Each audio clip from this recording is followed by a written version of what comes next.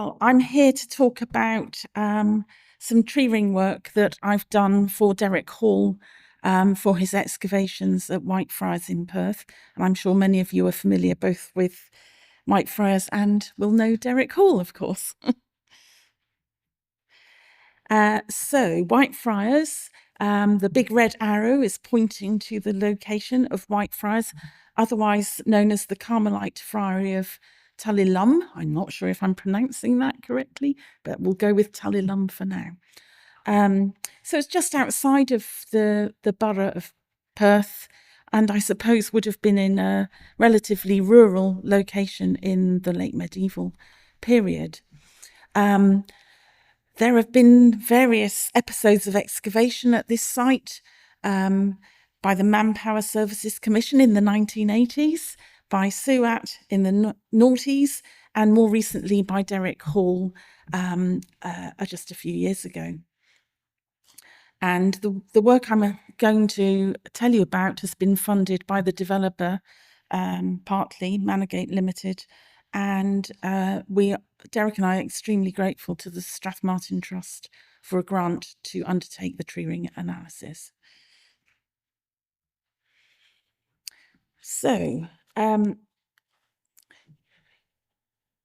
there were various wooden finds at this partially waterlogged site. They included some beautiful radially split oak boards lining one grave, the grave of one individual. That's context 1503 on that side. There were lovely pine boards in a grave containing 3 individuals. That's the one in the middle. But unfortunately, those pine boards had very few rings in them, not enough for treering dating.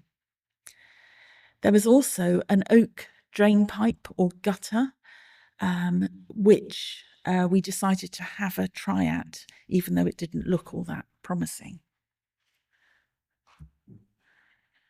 And so this is a bar diagram, and just to briefly explain, each bar represents the date span of an individual board.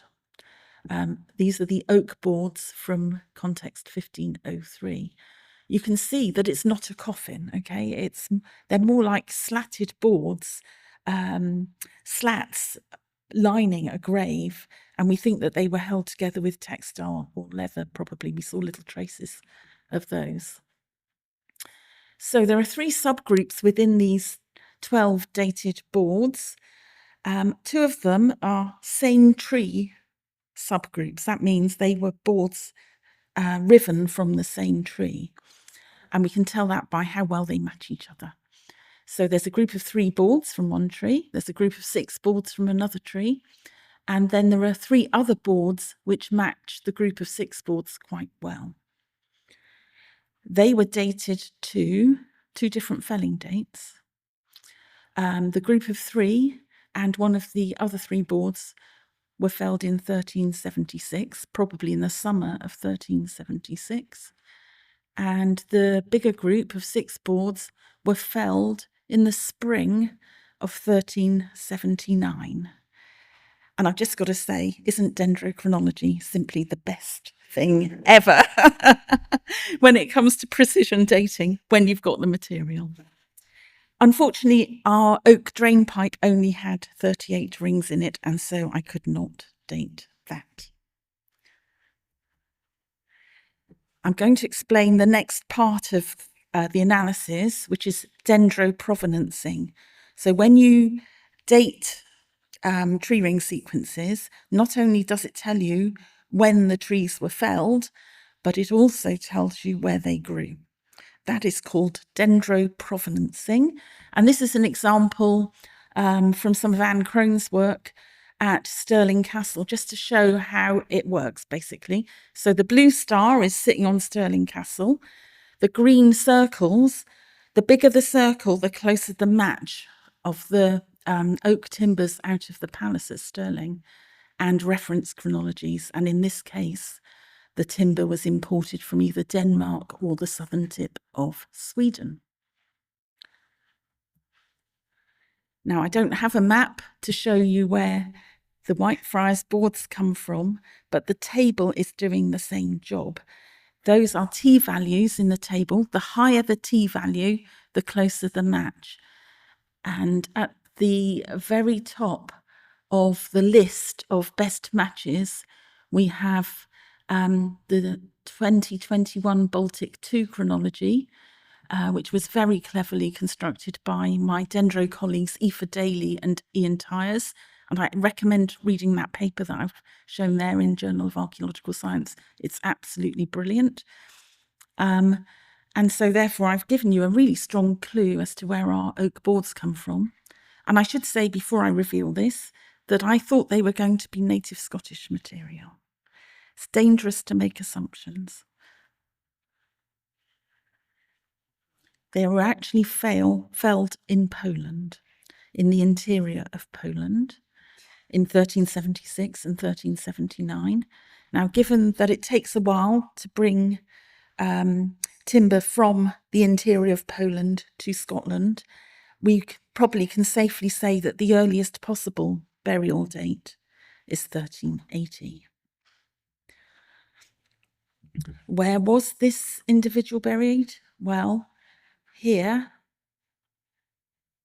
Is that showing? No. Oh, sorry.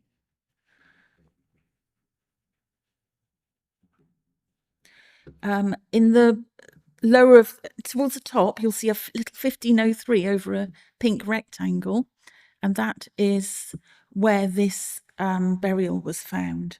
And that is in Derrick's phase 3 at this site, which has various phases of development and eventually destruction. And this is when the Bishop of Dunkeld remodelled and enlarged the church here. So in this burial, there was an adult skeleton, possibly male, possibly with evidence for gout. And the burial also included a neonate's tibia. That's the leg bone of a small baby. And I'm grateful to Rebecca Crozier of Aberdeen University for that information. Thank you, Rebecca. So the wood-lined grave was built into the southern wall line of the church in phase 3 of this site's evolution. In our prior recording work on the timbers, my colleague Hamish Darren noticed this impression on one of the boards. I don't know if you can make it out. Just below the scale, there is a part of a circular impression. And we think that there was probably a vessel of some sort in this grave, which was probably removed as the grave was disturbed when the church wall was robbed out after the Reformation. As I mentioned before, there are traces of leather and textile on the board edges, which may indicate how the boards were held together. It's definitely not a coffin. There were also the remains of a broken wooden rod in this grave, but that may have been disturbed from an earlier grave, and we'll come back to rods in a minute.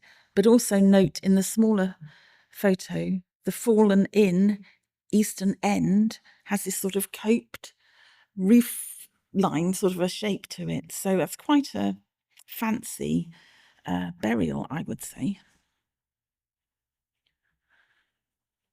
I mentioned wooden rods. Well, my colleague Hamish Darrer analysed the other smaller wooden finds from this site, and we have quite a few burials with these slender wooden staffs or rods buried beside them. They were actually too slender to really be walking sticks in life, so they're much more likely to be representative of something. Looking at the mixture of species used, there's quite a wide range of species used. The one in the photograph is probably hawthorn, but it could be apple or pear. But more commonly, they were hazel. And we looked at the age distribution of the hazel rods to see whether there's any evidence for coppice management. And we think there is some, because the peak classes are between 6 and 8 years old, which is what the sort of rotation you'd use for hazel coppice. But there's some younger and older stuff, and some of it's just been torn out of the bush or the tree. So there's some adventitious sort of gathering of stuff as well. There was also a couple of these very unusual little oak batons. This is the best preserved of them. And, the research is ongoing into what these are and what they represent. But they were placed in the grave longitudinally with the forked end facing the feet of the individual. And in this particular example, there's a bit of a sort of tear in the top, under that fork, as if something had been wedged into it previously. In looking for comparanda, particularly for the treering data,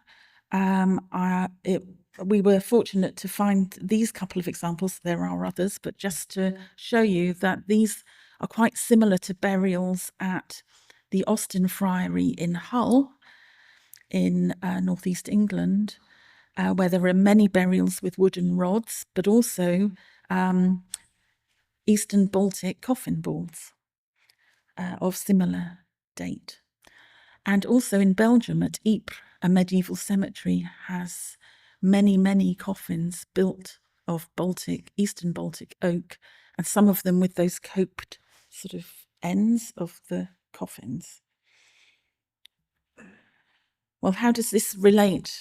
How does this remarkable find relate to the overall Scottish treering record?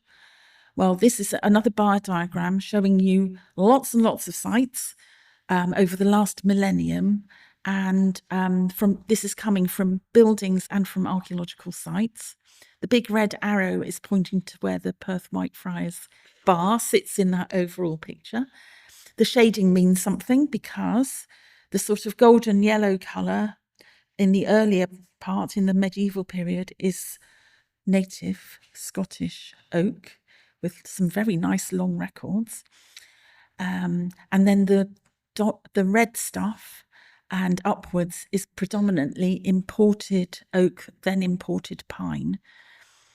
So Whitefriars sits very early in any record for imported oak. It predates the big 15th century switch to imported timber, and any other oak boards that we found in Scotland have from the Eastern Baltic have come from 15th or 16th century sites, so a bit later than this, our late 14th century example. The only other 14th century examples are in a barrel from Aberdeen Scallagate, and 2 beams in St Mary's House in St Andrews. So you can see how unusual, unprecedented actually, these boards from Whitefriars are. And just to give a couple of other examples of Eastern Baltic material in Scotland, in my South East Scotland Oak Dendro research project, I found some, again to my great surprise, at St Mary's in Haddington. These date to the very beginning of the 15th century. They probably date the construction of at least one big part of St Mary's, and they date best with the Gdansk region, slightly different to our Whitefriars source. But we know that the Scots already had a settlement, a trading settlement in Danzig, Gdansk, by the late 14th century. After Whitefriars, the next earliest example of East Baltic boards are actually in Guthrie Isle, or from Guthrie Isle, because they're no longer there, in Angus. There, the roof is built with beams from Scandinavia, felled in 1464, but the painted ceiling is painted onto East Baltic oak boards, and that you can now see those lovely boards in the National Museums of Scotland. Here's some examples, including one close to here, for 16th century East Baltic boards. Those beautiful, beautiful little carved oak panels, which are now on display in the Perth Museum. I was really surprised how little they are when I saw them. I thought they were going to be much bigger than that, but they're exquisite, absolutely exquisite. And we also have those, the beautiful carved sterling heads, also made with Eastern Baltic material. So I'm coming to towards the end. Penultimate slide is a plug, of course, for the new Dendro research framework, which is about to be launched at the East Lothian Borders Archaeology Conference very soon. But look out for news from SCARF about this, because it's almost ready to go. And it covers a very broad range of topics, including dating, treering dating for archaeology in buildings and landscapes, but also looking at ecology and climatology, and a fairly new aspect, the use of dendro isotopes for dating difficult material. I would also say that it does cover research recommendations for the future and summarises what we've learned so far about Scotland's timber record, but also the gaps. And there are some pretty significant gaps in our record, both geographically and chronologically. And actually, Perth and Kinross is, to an extent, one of those gaps, because so few buildings here have been dated. In fact, only one, and that is Castle Mingus. So finally, our conclusions. Well, we have felling dates for these boards in this phase 3 burial of 1376 and spring 1379. We have a lovely provenance from the interior of Poland, and the earliest example of East Baltic oak boards in Scotland so far. Used to line the grave of an adult possible male burial around about 1380. There are no parallels in Scotland, but there are similarities with Hull Friary, Ypres, and other sites. The remarkable wooden finds include rods and batons, and the research into what they represent continues. And I think overall, the work that Derek and me and Hamish have done here is really reflecting the international connections of Perth and indeed Scotland in the late 14th century. Thank you very much.